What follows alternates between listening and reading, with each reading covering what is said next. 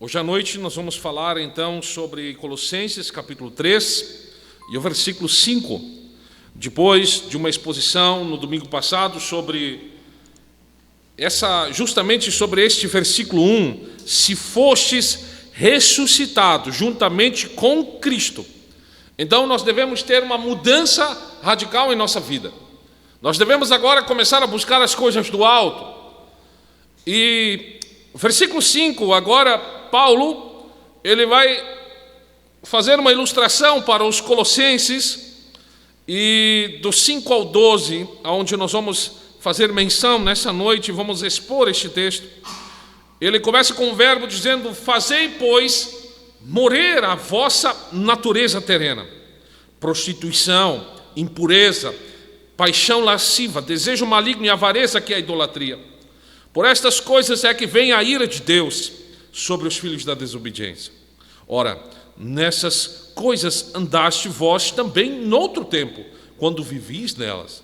Agora, pois, despojai-vos igualmente de tudo: ira, indignação, maldade, maledicência, linguagem obscena no vosso falar. Não mintai uns aos outros, uma vez que vós despiste do velho homem com seus feitos, e vós revestiste do novo homem, que se refaz para o pleno conhecimento, segundo a imagem daquele que o criou, no qual não pode haver grego nem judeu, circuncisão nem incircuncisão, bárbaro, cita, escravo, livre, porém Cristo é tudo em todos. Mais uma vez Paulo, ele reforça que Cristo é tudo em todos. Cristo, ele é suficiente em todas as coisas. Paulo, ele termina esse discurso no início do capítulo 3 sobre buscar as coisas do alto, pensar nas coisas do alto. Isso requer um esforço, uma ação. Buscar, pensar. Isso deve agora, a partir de agora, isso deve ocupar as nossas mentes. E Paulo, ele inicia o versículo 5 com uma outra ação. Ele diz que nós precisamos fazer morrer. Paulo, ele está agora tentando listar para os colossenses algumas práticas, alguns exemplos práticos que eles deveriam deixar de fazer. Ele diz: façam morrer tudo que pertence à natureza terrena de vocês. É uma admoestação, é uma advertência para a igreja de Colossos. A expressão fazer morrer, ela quer dizer privar de poder, destruir a força, deixar sem vitalidade, enfraquecer. O que nós devemos privar de poder? A nossa natureza humana. O que nós devemos deixar sem forças? A nossa natureza humana. Enfraquecer o que? A nossa natureza humana. O nosso primeiro impulso deve ser para lutar, para tentar debilitar a nossa natureza humana, para tentar de algum modo enfraquecer a nossa natureza humana. Qual foi o duro golpe que essa natureza recebeu? A natureza terrena, ela recebe um duro golpe. Aonde? Na conversão. Ela é, vamos assim dizer, ela é nocauteada, mas ela não desaparece. Ela está ali presente, ela continua viva e presente. E agora o crente, ele tem a necessidade, a obrigação. Paulo está dizendo assim: vocês precisam fazer isso, fazer morrer, amortecer essa natureza humana. É evidente que isso somente é possível com a ação do Espírito Santo. Não há possibilidade alguma de nós conseguirmos vencer por nós mesmos sem o auxílio do Espírito Santo, como diz lá no livro de Romanos 8:13. Então, qual é a principal ferramenta de batalha para não alimentar essa natureza humana? Eu entendo de que desviar-se do erro, fugir do erro, é um dos remédios mais eficazes para que nós conseguimos conter o ímpeto do mal. E verso 5, para nós entrarmos imediatamente neste tema, Paulo ele começa a listar alguns exemplos práticos, alguns pecados clássicos, de alguns aspectos da área do cristão, dessa velha natureza, aspectos, vamos dizer assim, morais, aspectos carnais, aspectos que fazem parte da cerne, do gênio do ser humano. Paulo ele começa dizendo aqui, né, de que alguns vícios eles deveriam ser contidos. E no versículo 5 ele começa a falar sobre a imoralidade sexual. O que seria essa imoralidade sexual? Em outras partes da Bíblia nós já temos essa menção do que seria essa imoralidade sexual. A imoralidade sexual, eu creio que aqui ela abrange, conforme a Bíblia nos diz, todo tipo de intercurso sexual ilícito. Tudo aquilo que acontece extraconjugal, né? A questão do adultério, questão da fornicação, questão da prostituição, e eu creio que aqui também todas as relações antinaturais. Podemos citar aqui a questão também da homossexualidade. Tudo isso está englobado aqui. Isso é uma obra da carne. Isso nós estudamos no livro de Gálatas, o livro que nós estudamos anteriormente, lá em Gálatas 5:19. Né? Isso é uma obra da carne, e a nossa obrigação é fugir dessas coisas. É evidente que o sexo ele é bom, mas ele pertence exclusivamente ao casamento. Então, nós temos várias linhas, né? Nós temos uma das grandes batalhas aqui de Paulo é contra o ceticismo, mas lembrando que o gnosticismo estava presente, e aqui nós temos tem várias oposições. Uns diziam, né, de que a carne, a matéria, ela é totalmente desprezível, ela não importa, o que importa é o espiritual. Assim como nós temos outras linhas teológicas que dizem que a carne ela é fundamental, até tentando proibir alguns tipos de prazeres, alguns tipos de relações dentro do casamento. E assim acontece muito, né? Por exemplo, nós temos muitas linhas teológicas, muitas interpretações que dizem que a relação sexual dentro do casamento é somente para a procriação. Sim, nós temos isso muito próximo de nós, mas a Bíblia não está afirmando isso. Ela está falando da imoralidade exclusivamente fora. Isso deve ser contido. O segundo ponto que Paulo está abordando aqui, a impureza, a imundícia, tanto ela moral como física. A imoralidade moral pode envolver a questão da luxúria, né? Também as motivações sujas. E ele segue na mesma pegada, ele diz, faço morrer também a paixão lasciva. A paixão aqui do grego vem de patos, né, que quer dizer uma afeição desordenada. Parece que quando o homem ou quando a mulher ele é acometido dessa paixão lasciva, ele abandona a sua cerne, a sua razão de ser. Então isso é uma doença espiritual, podemos assim dizer, uma obra da carne que faz com que a alma se torne inquieta, sedenta para satisfazer desejos mais perversos e mais imorais. E Paulo ele continua dizendo, fazei também morrer desejos maus. Isso praticamente é a mesma coisa que uma paixão, que a impureza. E o versículo 5, ele continua dizendo que nós também precisamos deixar da ganância. Alguma outra versão vai dizer a avareza. Nós precisamos fazer morrer. Tenho aqui a imagem de um homem, que está vestido com velhas vestes.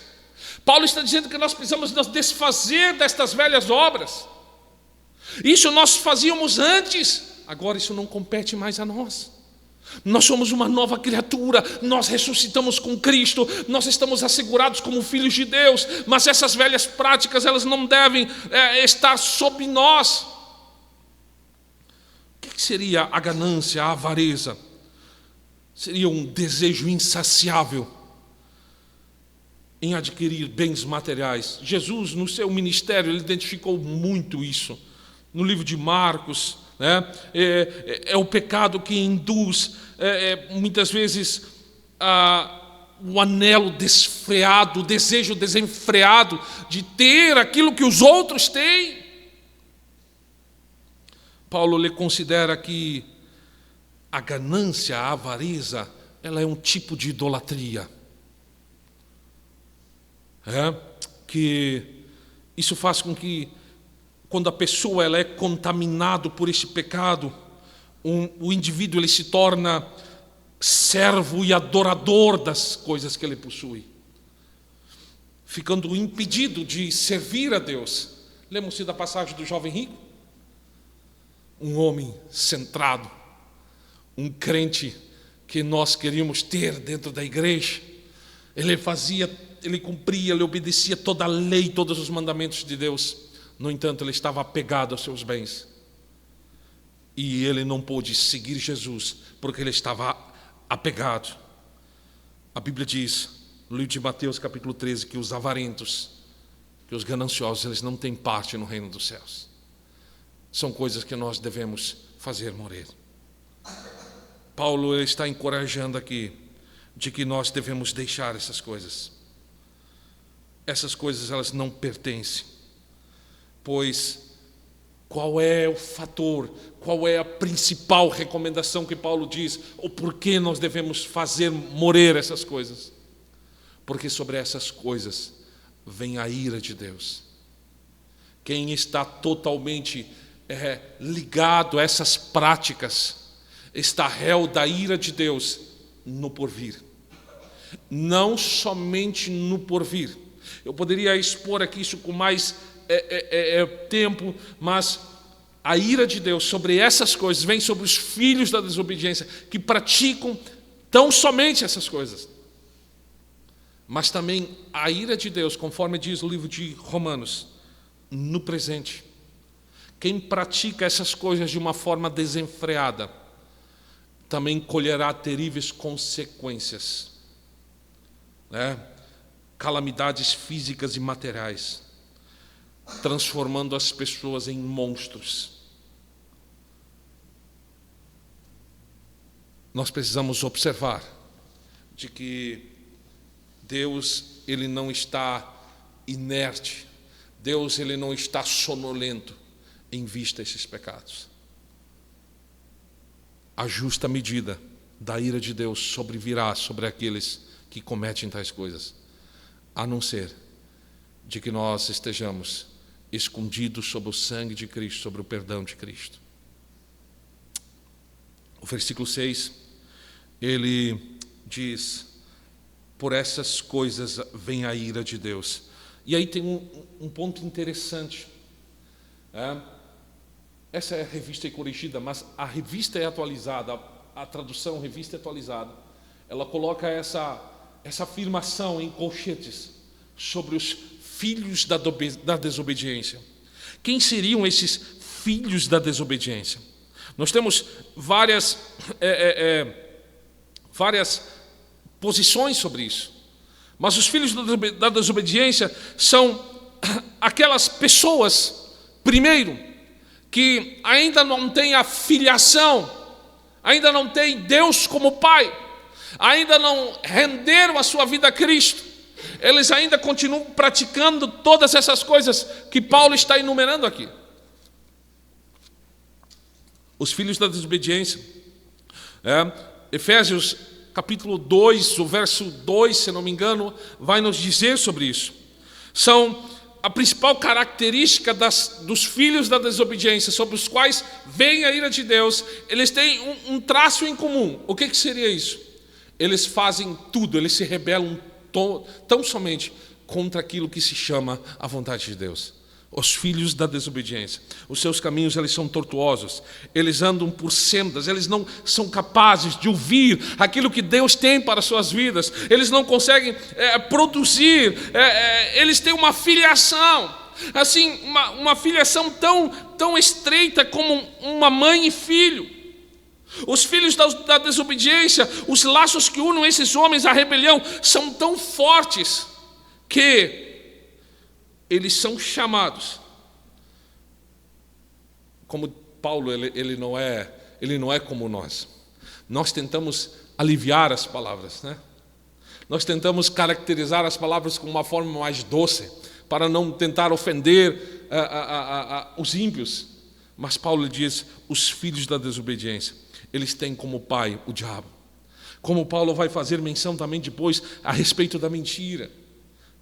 Então, Paulo, ele está advertindo aqui, os filhos da desobediência são aqueles que desobedecem. Eles não obedecem à vontade de Deus. Eles não querem ouvir acerca da vontade de Deus. Esses são os filhos da desobediência.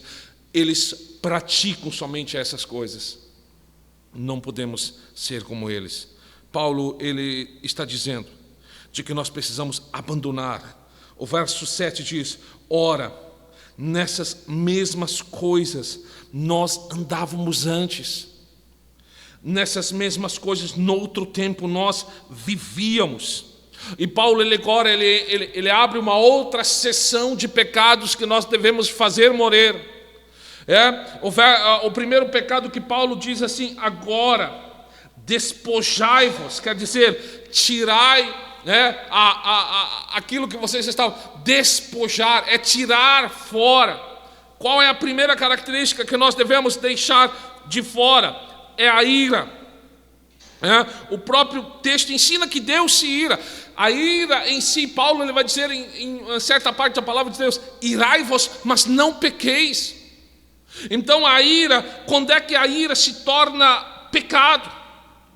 Isso não pode ser uma reação. A ira, geralmente, quando nós vemos alguém ofendendo a palavra de Deus, a primeira reação é que nós temos, é nós irar com isso. Não é pecado. Mas quando a ira, se torna um estado natural da alma, quando a ira se torna um estado de mente, faz parte do temperamento, a pessoa fica rancorosa, a pessoa ela fica mal-humorada, amarga. Então, isso se caracteriza como uma característica que nós cometimos antes. Acabamos aqui, enquanto estava acontecendo o culto aqui, o Jefferson aconteceu uma batida de carro aqui na frente. E a primeira reação, quando uma pessoa desce do outro carro, já quer partir para a briga. O que acontece quando nós, por exemplo, alguém fecha nós no carro? Senta a mão na buzina. Isso é a reação natural. Mas quando a ira domina o coração, eu sempre digo assim, quando um determinado pecado nós deixamos residir muito tempo dentro do nosso coração, nós nos tornamos rancorosos, e esse pecado ele começa a dominar o nosso coração. Paulo está falando que nós devemos abandonar. Nós vamos ter lapsos da velha natureza em nossa vida, sim, isso é evidente. Quem de nós não ficou bravo em alguma certa altura? Quem de nós não se irou em algum determinado tempo? É evidente que sim, mas isso não pode ser uma característica. Nós não podemos ser conhecidos como cristãos, mas também como homens e mulheres iradas, rixosos. Não. Então Paulo, ele está tendo em mente aqui, quando ele fala em ira, ele continua dizendo, deixai também a indignação. Uma pessoa que sempre vive indignada é um sinônimo da ira. A pessoa parece que ela vive de acessos de cólera, uma fúria inflamada. Paulo tem em mente aqui essas explosões de raiva, de ódio descontrolado. Quantos acidentes, quantas mortes não acontecem porque tais pessoas cometem essas coisas.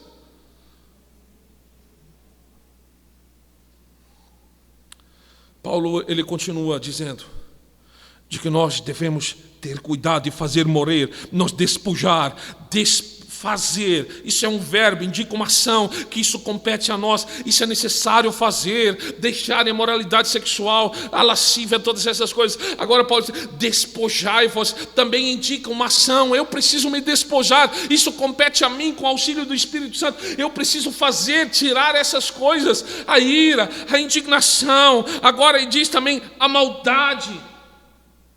A maldade, a maledicência, né? Isso precisa ser abandonado. Paulo, ele agora parece que ele continua tentando seguir uma mesma linha, um mesmo padrão. Ele está dizendo, vocês precisam deixar a maledicência. Parece agora aquilo que está dentro no coração. Paulo está dizendo assim, isso é evidente que vai brotar para fora. Se vocês viverem irrados, indignados, agora Paulo está dizendo, vocês vão ter que ter cuidado, porque isso vai começar a sair pela boca. Ele está dizendo, olha, vocês precisam deixar a ira, a indignação, a maldade, porque a continuação, a maledicência, ele continua dizendo, a linguagem obscena do vosso falar. O coração transborda daquilo que a boca está... Aliás, a boca transborda daquilo que o coração está cheio. O que seria esse uso inescrupuloso das palavras? Em primeiro lugar, é usar as palavras para destruir a boa reputação, por exemplo, de alguém. É falarmos em verdades para destruir a reputação de alguém, ou até mesmo discursarmos contra a majestade de Deus, a glória de Deus, sobre a palavra de Deus. Isso seria maledicência. Regar as nossas palavras com essas coisas, para apontar para o próximo, contra o qual a Bíblia faz menção de que nós não devemos fazer. A linguagem indecente, a linguagem aqui diz, a palavras torpes, por exemplo. Uma linguagem indecente, palavras de discurso sujo, de palavras baixas, chulas, palavras de baixo calão, como nós estamos acostumados. Desde a meninice é comum que os ímpios, por exemplo, as crianças, você não precisa ensinar a falar palavras sujas, palavras feias. Elas aprendem. E isso nós precisamos fazer morrer. Fazer morrer. E Paulo continua dizendo. Agora, um modo prático, ele dedica um versículo somente para isso, que também é uma proliferação de palavras. Ele diz, não mintais uns aos outros. Por que Paulo tenta fazer uma advertência tão expressa, tão destacada sobre a mentira? Não mintam uns aos outros. A mentira, ela pode ter várias formas, né?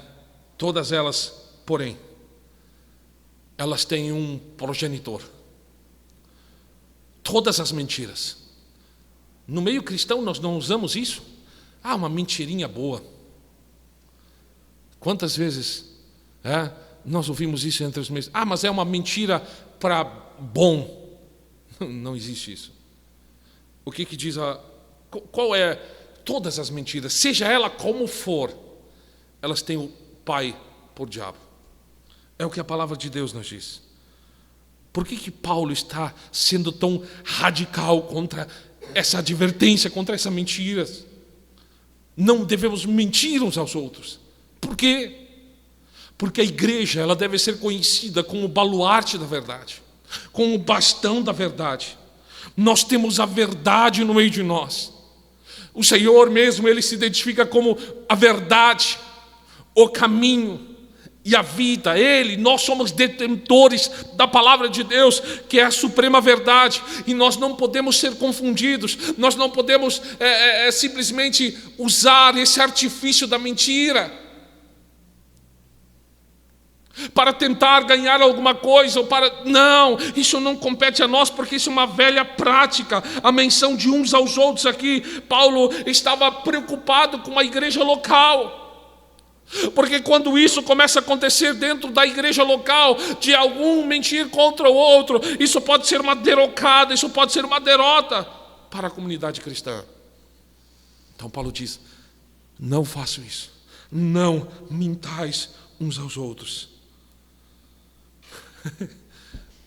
Pedro, nós estudamos isso lá em Gálatas, né? Quando Paulo está deixando, ele não poupou nem Pedro, porque Pedro ele usou de uma certa forma de dissimulação, uma certa forma de mentira. E o que Paulo fez? Advertiu ele publicamente. Nem Pedro escapou, né? Então, a divulgação de mentiras, isso era uma marca dos mestres adeptos ao gnosticismo, que justamente esse gnosticismo, que é uma tremenda heresia, um conjunto de heresias, nasceu na igreja em Colossos. E Paulo diz: não mintais uns aos outros, porque isso compete somente àqueles que são heréticos. Qual é o principal motivo para que os crentes não devam trocar mentiras entre si? Por quê? Está aqui a resposta. Porque nós já despimos do velho homem e dos seus feitos. Isso é uma marca.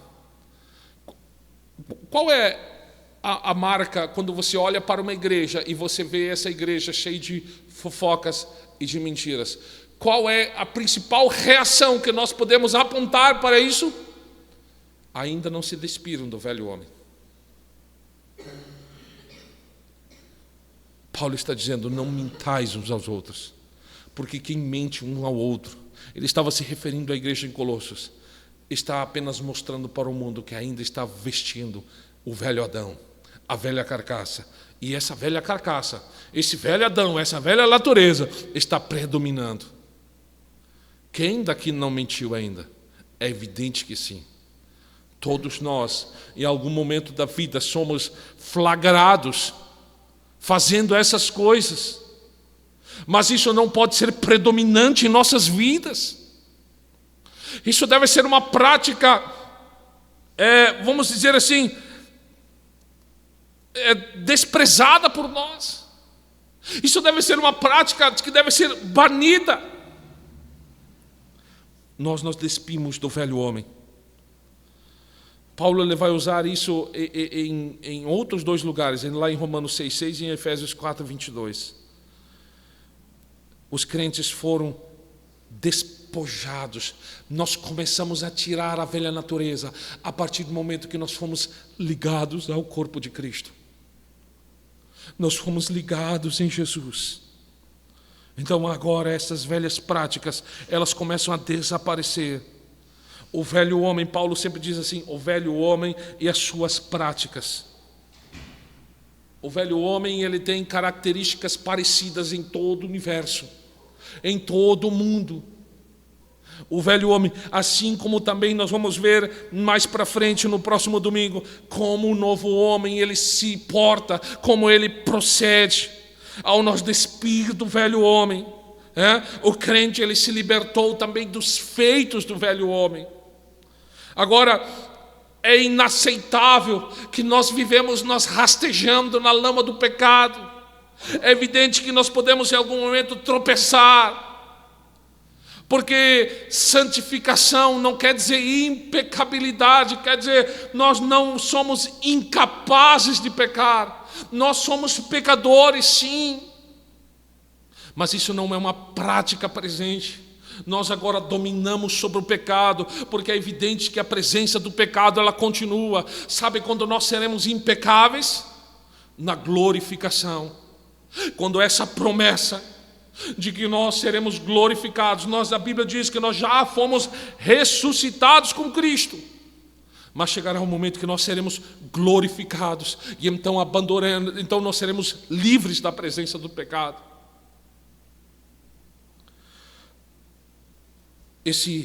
Paulo está dizendo aqui que esse novo homem ainda não está pronto.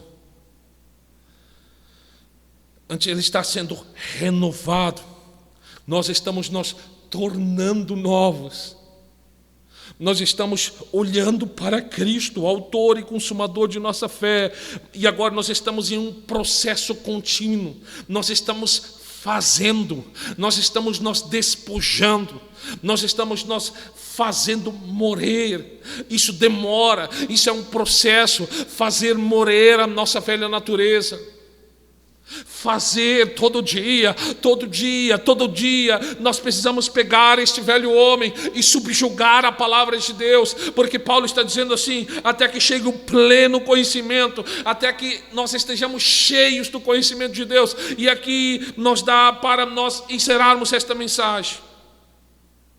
Não há possibilidade alguma de nós fazer morrer este velho homem se nós não nos dedicarmos a conhecer a vontade de Deus através da palavra de Deus, pela palavra de Deus, conforme nos diz a palavra do Senhor. Olha o que Paulo diz no livro de Colossenses capítulo 1, verso 9: por esta razão também nós, desde o dia em que o vimos, não cessamos de orar por vós e de pedir que transbordeis em pleno conhecimento da sua vontade, em toda sabedoria e entendimento espiritual. Por quê? Lembrando que o autor da carta é um mesmo homem. Ele já sabia o que ele escreveria lá na frente. Ele diz: nós precisamos crescer, transbordar no conhecimento de Deus. Para quê?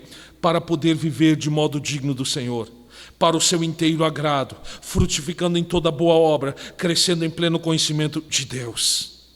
Aleluia. É isso que nós precisamos. Palavra de Deus. É pela palavra de Deus que nós seremos renovados. Os nossos hábitos ruins, eles vão desaparecendo conforme nós vamos adquirindo o conhecimento da palavra de Deus. Vocês têm aquela... Se você pegar... Eu poderia ter feito isso, mas não pensei nisso. Você pode pegar um copo de água totalmente sujo. Mas se você ficar derramando água limpa dentro deste copo, a água suja, ela vai transbordando, ela vai saindo, e daqui a pouco você vai ter um copo cheio de água límpida. Essa água limpa é a palavra de Deus. Conforme você vai colocando ela para dentro do coração. Eu me lembro de quando eu tinha meus 6, 7, 8 anos, na escolinha dominical, lá no interior do Dr. Pedro. O professor muito limitado, mas ele tinha aquele velho livrinho. E lá naquele velho livrinho ele mostrava de como era o coração do homem antes da conversão. Um coração todo preto, cheio de bichos. Isso era para ensinar as crianças. Mas quando Jesus entrava nesse coração, quando o sangue de Cristo cobria este coração, o desenho mostrava os bichos fugindo, a escuridão saindo. É isso que está acontecendo comigo e com você. A partir do momento que nós nos ligamos a Cristo, nós agora, a escuridão, o diabo perde o domínio deste coração. Mas é evidente que nós temos 3 inimigos basicamente: o diabo, o mundo e a nossa carne. E a maior deles é a nossa carne. Porque Cristo, ele fez uma transformação. Cristo, ele pegou essa velha natureza, e em cima desta velha natureza, ele colocou o seu Espírito, ele colocou a sua presença, para que agora nós vivamos para a sua glória. É difícil. Não vou dizer aqui que é fácil você vencer tudo isso. Fazer morrer, mortificar, diz outra palavra. Nós precisamos muito da ajuda do Espírito Santo. Sem Ele nada podemos fazer. Mas você não está sozinho. Qual é a recompensa de tudo isso? É você viver de modo digno para a glória de Deus.